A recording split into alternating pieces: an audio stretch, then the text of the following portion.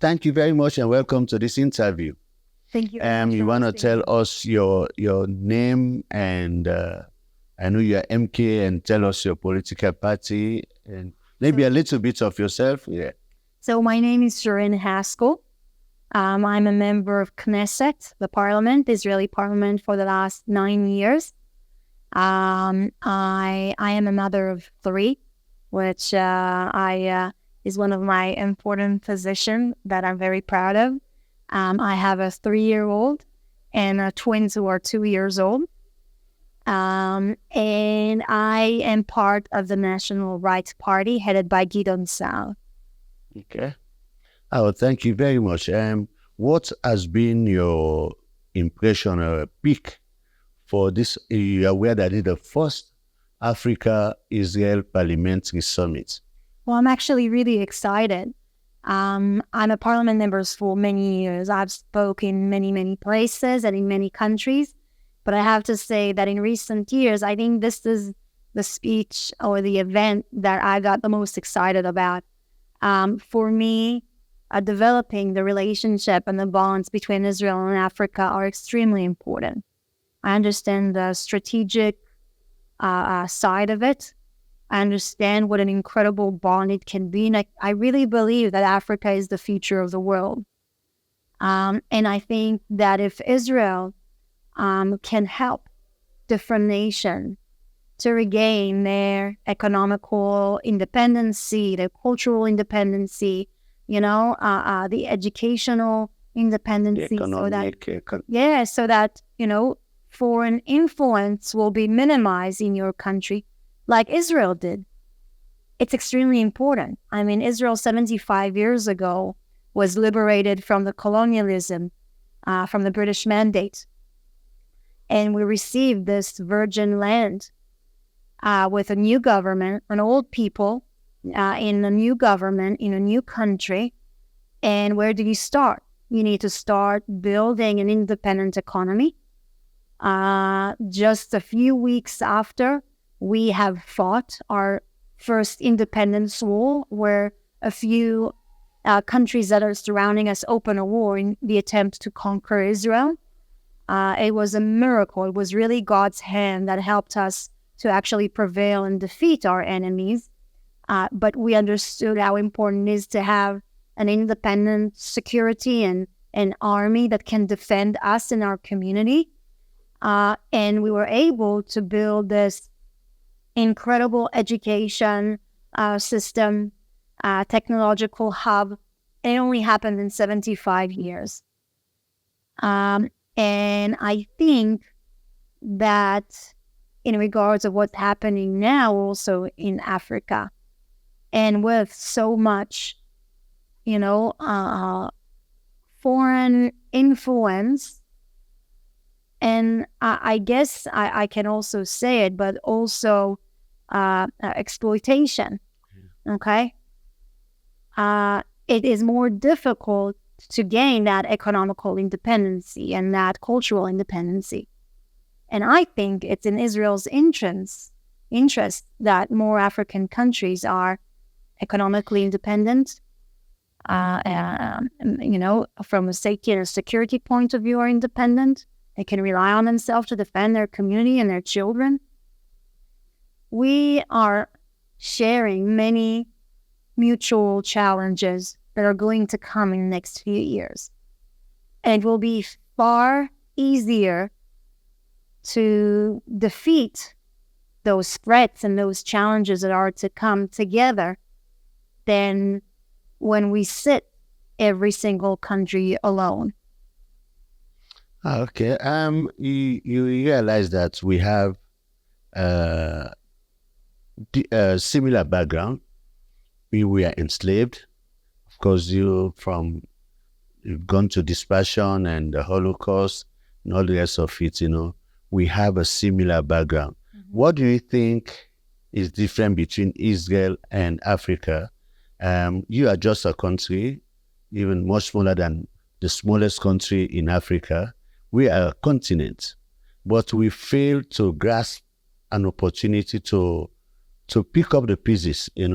We ask for independence, but as you mentioned, we are still not economically free. We are not culturally free. We trade our culture for Western culture, even education, And I think in 2013, I learned Technion was one of, I think, the topmost 5 science universities in the world. In my case in Sierra Leone, we have Frabe College, which was older than the state of Israel. And the university was founded in 1827, and it was called Athens of West Africa, like Greek capital of education, of higher learning. That's how that university was called. But today, you don't even want your child to get a degree from there. But what we see in Israel coming from this, and because we also fought for independence, like countries like Kenya, East African countries, and for us, the mosquitoes helped us to fight and to drive the white man away, because the mosquitoes were killing the guy. So we got independence. Maybe, but I see a huge disparity from the time you guys got independence in 1948. Of course, in the eve of the independence, there were battles from the same people, but immediately Golda Meir became foreign minister. She traveled to Africa, and she reiterated. So she said that the project that she was the proudest of was the mutual projects that were with the African continent. Yes. So we have so much similarities, and knowing that Africa is the only continent that shares land border with Israel, I think it goes without saying that there is something in common, And I understand the first name we had was Al-Kembula, like the motherhood of mankind. I think it's a Hebrew, or I don't know which language is that. Okay. Yeah, but later it changed to Africa, meaning dark or unknown. From independence, we've not achieved anything, but you guys grew at a geometrical pace. Can you tell us, maybe it can help us in this to the summit and the days to come, to learn what got missing in the African context, that as a partner now with Israel, that we may want to correct in our respective countries, and by extension, the African continent? Look, it's very difficult to say exactly what it is. I mean, there's so many variants. You would know more than me about also the exploitation of the resources and the African land, and what the land has to offer. And I guess that in times it was convenient for the world to use Africa. And I'll tell you maybe what it is. Israel didn't have anything to offer to them. No oil, no gold, no diamonds. There's no natural resource for them to exploit or anything like that. No coffee bean, agriculture. In the books, you see, it was a desert land. They said that nothing will grow there. And I think if I need to maybe sum it in a very short, and I guess researchers and scholars can talk about it for hours, But I guess a major part of it is the Bible. The Bible told us that Israel is the land of milk and honey. Yeah. We came to a desert where everyone said nothing will grow. And we believe it's a land of milk and honey. It's our homeland. We were proud of our identity, no matter how much we've suffered because of it. And we tried everything, You close the door, we come through the window. You close the window, you come from the sink, This is part of the motto. And we started, we were growing watermelons in the deserts. Yeah. Okay? We turned Tel Aviv, where there was no business or anything there, into one of the world stage high-tech hub with brilliant minds that are inventing and creating things. And it is because the importance that we have for education, our Bible had taught us not just that Israel is the land of milk and honey, taught us a few good things that shaped us. One of them is education. We are the people of the book. Yeah. And parents, for Jewish parents, generations after generation, were sitting and studying the Bible so that we have to learn the language, to read, to write. Studying, puzzles that are written inside the script. I mean, the script is written in Hebrew. Then it was translated into many other languages. But when it's written in Hebrew, you have such a incredible secret world inside this book. You can translate it. This thing meant that, and that thing meant that. And you study it, and you try to resolve equations. Okay? And that kind of character created in our culture such an importance for education, for good quality education for our people. Even if you're poor, your parents will sit with you and will teach you to read and write the Bible. Right. So, this is another part of the Bible that actually educated us into not just the education and the capability, the tools for success in life, which starts with reading and writing, Okay. but also a state of mind of resolving problem, of understanding our past and thinking about what the future is holding for us, because the Bible is the history of our people. It teaches us about mistakes, about things that had happened, Right. how should we act, and what is there to come. And that kind of thinking created a culture of solving problems. There's a problem, we're going to solve it. Another problem, we're going to solve it. You didn't solve it, we're going to go to someone that can solve it. And I think that's why Israel is so successful also in the startup industry. Startup industry is one of the most toughest industries. Many startups where you invest millions of dollars, they just fall, they crumble. But in Israel, that kind of culture of resolving things, I got to a dead end, I'm going to find a solution. And if not, I'm going to ask my friend how to resolve it. And they keep on trying and trying and trying until they knock that door. And that happened throughout all of these years with the economy as well. We keep on trying and trying and trying to open new doors. And the last one, which we have to be very thankful, is God's favor. Okay. And, you cannot live in Israel if you don't believe in miracles, because so many miracles had happened to us. So many times when our enemies tried to eliminate us, where different countries boycotted us, tried to put sanctions on us, and we prevailed. I mean, we were able to overcome it. And I have to say, a lot of it was the favor of God. He was on our side, helping us. Okay. And I think having the favor of God is maybe to a large extent of you believing in the promises. Because if you don't believe in the promises, you will not have reacted. Like I've been to Israel a few times, and I see the respect and the accord to the Sabbath. You hear some people who came up with the replacement theology. Oh, God is done with Israel. We are not the new Israel, no? And now where you can go and worship God in any day that you choose. Let me tell you something about that. And you tell me, you try and analyze it. So many times different people try to eliminate us, destroy our economy, sanction us. There's a boycott movement who's trying to boycott Israel. All these things. Yet we thrive economically. Now look on our enemy in Lebanon.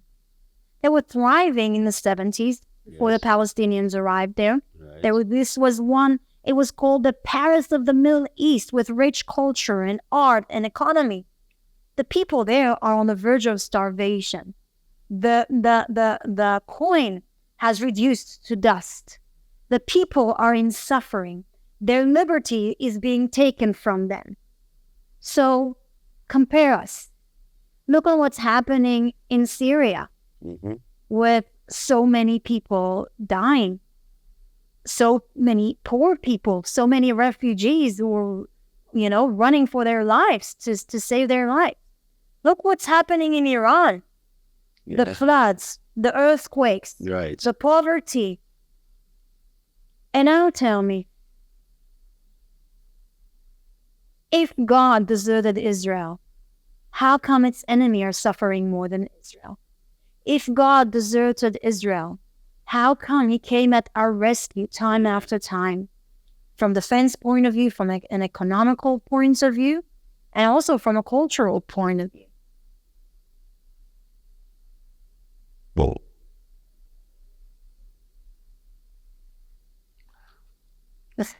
I'm not sure yet. I was going to ask this demonstration in Israel. I need to ask you because you are from a different party to that of PB Likud. Mm-hmm.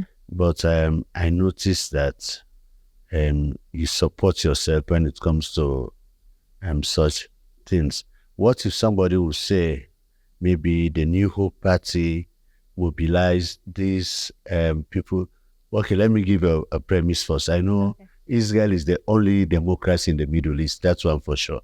So, of course, one can get up overnight and come up with a protest without any hindrance, But the number that came out, I will tell you this, back home in our Israel Friendship Society, we felt bad. People say, Mr. Israeli, before they coming back home, Mr. Israel, look at what the people are now telling you to do. Bibi is a very hard nut. He doesn't want to, he's a wicked man. They call him all sorts of names and adjectives, But of course, I told them that you can only do that in Israel because we are a democracy, But I was not happy, I must say, to see thousands of people storming the streets of Tel Aviv and demanding that the government should rescind their action over these terrorists because of the hostages. I would think if the House within starts to call their government to give a leverage or a higher upper hand to these Hamas that are stubborn, and what do you think, somebody from the other party, did you get any allegations of such? But again, what will be your interpretation of the whole picture when somebody like your daughter or your children will rise against you and say, we don't want the way you are doing things, And then when that happens, you expect the outsider to give you support. What's your take on that? So maybe I'll try and explain a little bit more in depth of what has happened. Okay, first of all, it's important for me to say I'm from the opposition. And I'm from the opposition to Netanyahu. I've been there for 3 years because I've been criticizing him and because I wanted a change of leadership. Okay? Israel is a democracy, and because it's a democracy, we can criticize our leadership as well. Right, Something that doesn't happen in Lebanon or even on anywhere else in the Middle East. Now, what you see, the marches in Tel Aviv, they are describing a great, great, great frustration among the people of Israel. And it is a great frustration in my hand as well. It means that, look, let's take 6 months back. There's 2 options to bring back our hostages. I mean, everything we do is to bring now more than 100 babies, women, sisters, brothers, grandparents, mothers, and fathers back home. They are being held hostage in the dungeons of torture of Hamas. Right. And so everything we do is to bring them back home. Now, there's 2 options to do that. One of them is to sign a deal with Hamas, which will leave some of Hamas, assets, Okay. and bring all of them back. Now, on one hand, can we afford a Boko Haram murderous regime living next door to us, just waiting for the next attack, the next massacre to happen? Then on the other hand, the only other option is to go with military force and destroy Hamas, military and politically. and then liberate our family members to come back home, like we did with a hostage called Noah Al-Gamani, Al-Mog, and other ones. Okay? Yeah. So 6 months ago, after the first deal, the government said, Hamas refused a deal, we're going to go with military power. Now, they said that, but their actions was opposite. They reduced the military pressure because of the international pressure that was put on the prime minister. Okay. And for 5 months, we've been yelling and shouting in parliament, get in, bring back the military forces to bring our family members back, to destroy Hamas. And for 6 months, it was like a quiet ceasefire, where they thought, the international community thought they're going to negotiate a deal with Hamas to bring them back. But for 6 months, they won't bring Hamas to sign on a deal because Hamas doesn't want a deal. Okay. So what you saw is, after 11 months, the frustration of many people in Israel going out saying, bring them back, take an action. And I can sympathize. I can understand that. There's certain things I can criticize the government, but it's not from the point of view that most of the media is actually telling you, because they will say, that maybe my criticism is to tell Netanyahu to get out of Gaza. Okay. We can't afford that. On the contrary, Netanyahu had for months a quiet ceasefire without any pressure from the international community to bring back our family members. So for 6 months, we've been criticizing him to pressure him to go in with a military force and destroy Hamas, military and politically. And he hasn't done that. Okay, thank you. So the criticism was more of him feeling to employ an outright military. From our point, Yes. there's different voices, there's many different opinions. That is what we also think. The frustration just rose so much when 6 family members were, butchered, massacred. It just brought all the emotions. I was in tears. I was crying. I know the families, and it's devastating. Yeah. Okay, now you spoke today and you gave a very good note, and we'll go back as two organizations who will always think we have to stand with Israel. For us, here is a brother, an elder brother. We don't say any wrong.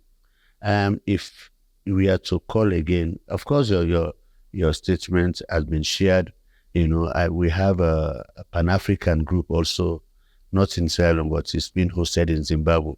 I can't believe that there were so many people in that group who are supportive of Israel.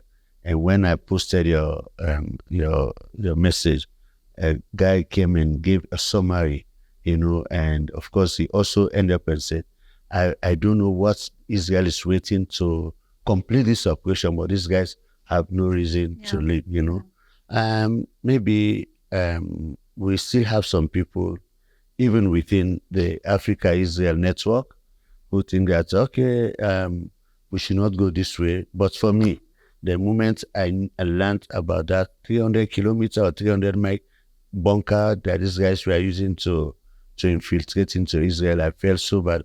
I thought Israel will never be able to fight this war, because you can fight on the surface, like we call the infantry, but when you have to go underground in somebody's area, I think I was thinking that many Israelis would have died there. But again, if we are to watch you a second time now, what message will you give to the leadership and membership of this body? One, how we can grow to become a strong force to stand with Israel, but most importantly, to see how we can speak to our respective leader countries, especially the voting at the UN.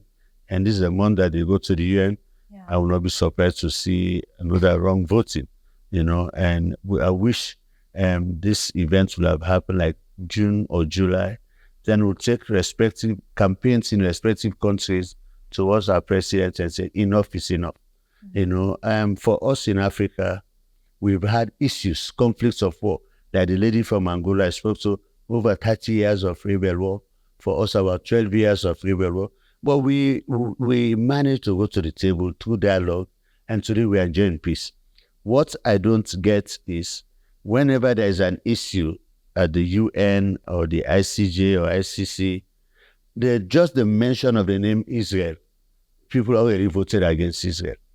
I think Israel faced over I don't know the number of resolutions that about 181 resolutions that have to do with the Middle East. 50 of them, over 50%, were voted against Israel.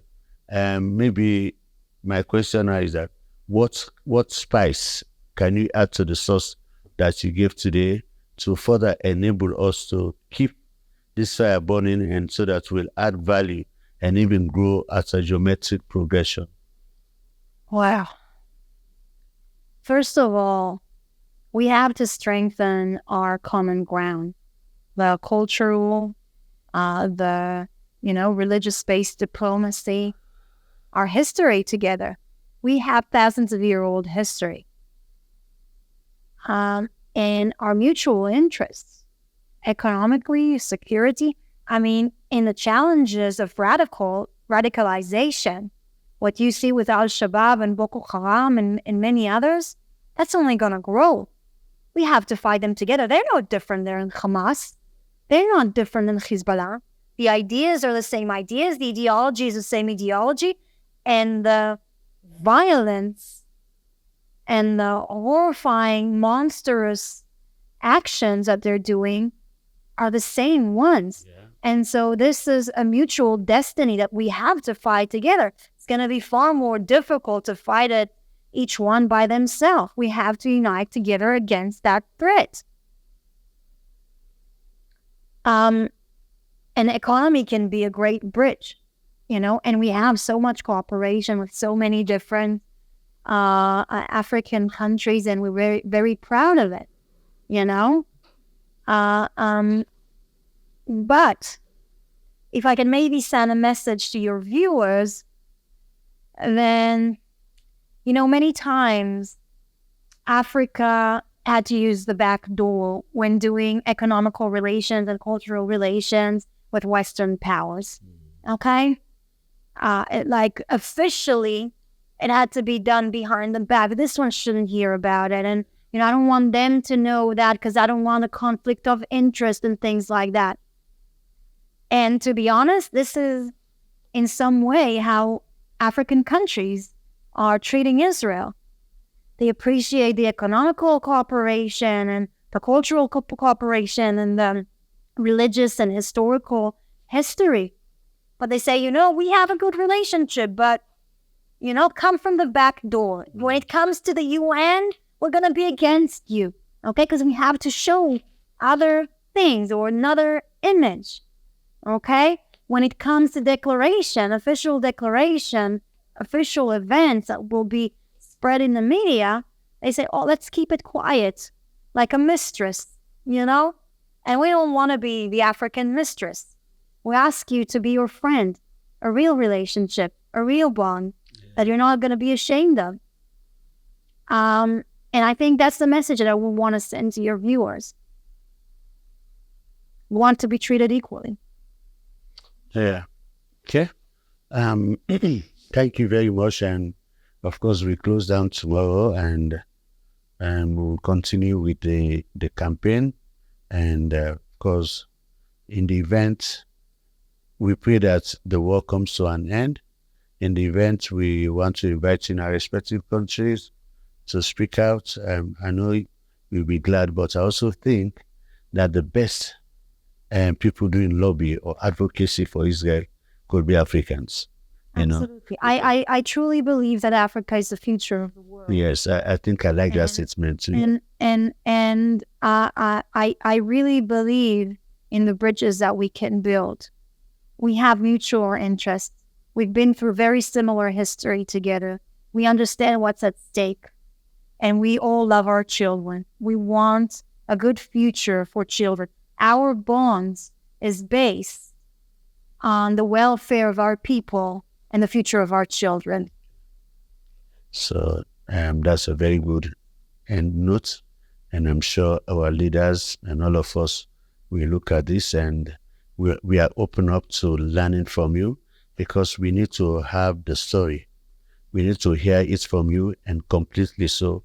We internalize it, and we take the platform to speak and continue to speak for Israel. And I'm sure what we call the Africa-Israel partnership, we call it perfect partnership. And I'm not being a prophet. I'm also not being pessimistic. But I think in less than a decade, we will have to see change in this behavior of the UN, and even the hypocrisy of our leaders, and maybe the rise of Africa-Israel parliamentary thing will cause the Organization of Islamic Cooperation to reduce their involvement, because as we know, Israel doesn't give money to one's pocket, but they construct indelible infrastructure, like I mentioned about our parliament, our other structures. And today, An investment in community. That's it, yes, and in education, instead of enriching somebody's pocket. But what is obtained most times, when they go to the UN, they know they have 2 days to, the next 2 days will be voting. They come with their briefcases and started moving from one person to another, We are facing a very difficult times, all of us, and many challenges in the future. And it is time that people need to make a decision. Need to make the decision what side they're on. The side of evil, destruction, radicals, a murderous ideology of jihad, or the free world, the side of people who love life, who want to safeguard their community, who wants freedom. Yeah, I think that will be the challenge for us, and we pray against those who play the pendulum. They swing. It's also, oh yes, but when they go somewhere they cannot speak, and that's how some of our presidents are. And we pray, we'll continue to raise. But please, I'm sure you'll be called upon again in the not too distant future. We want to hear from you and to learn from you. Then we'll take the platform to speak. I believe Israel and Africa, they have something in common, the perfect partnership. And from your own words, Africa is the future. I'm sure it will realize in our own time, so that our children's children will not be blinded by wrong ideology of hating somebody who never did anything wrong to you. Thank you very much for coming. I don't know what to be your last word or encouraging words to the summit and others who may not be able to attend, but will be watching you through our medium. That's great. Thank you very much. And I think this summit is extremely important. I hope there's going to be many to come, because in here we create the ideas and we start the first step in creating those bridges. Okay. Thank you very much again. Thanks a lot. Yes.